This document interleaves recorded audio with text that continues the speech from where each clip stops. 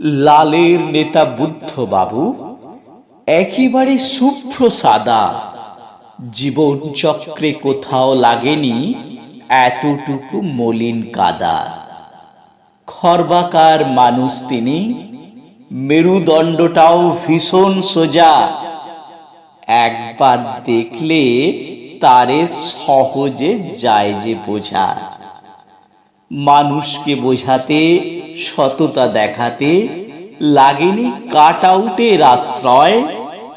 তার অতীব সহজ সরল জীবনে শুধু সততাই রয়। মুখ্যমন্ত্রী হয়েও নেননি কোনো বাড়তি সুযোগ, গরিব দুঃখীর কাছের নেতা, নিপাট ভদ্রলোক। কিশোর কবি সুকান্তরী ভাইপো ছিলেন, ৭৭ বাম জামানায় অল্প বয়সে তথ্য সংস্কৃতি মন্ত্রী হলেন।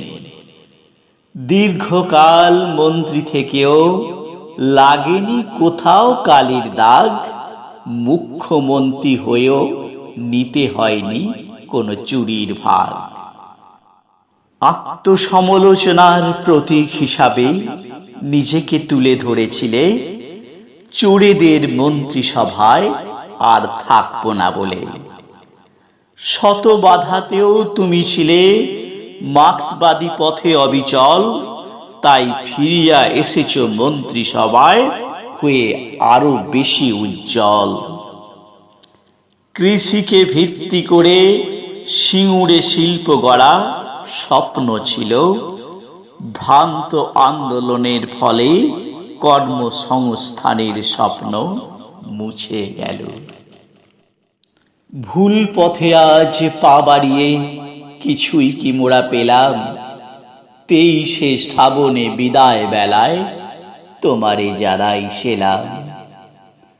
প্রয়াত হলেন লাল ঝান্ডায় গভীর রাস্তা রেখে, কম্পিত হলো শ্রমজীবী বুক তোমারে হারিয়ে নিজের থেকে। শোকে সন্তাপে নির্বাক হলো আপামর জনগণ, আলোর দিশারি বাংলাবাসীর একান্ত প্রিয়জন। বাংলা এমন বুদ্ধ হারালো কেহ বুঝিবে না, শিল্প স্বপ্ন অপূর্ণতায় বাঙালি হৃদয়ে আনিতেছে হাহাকার।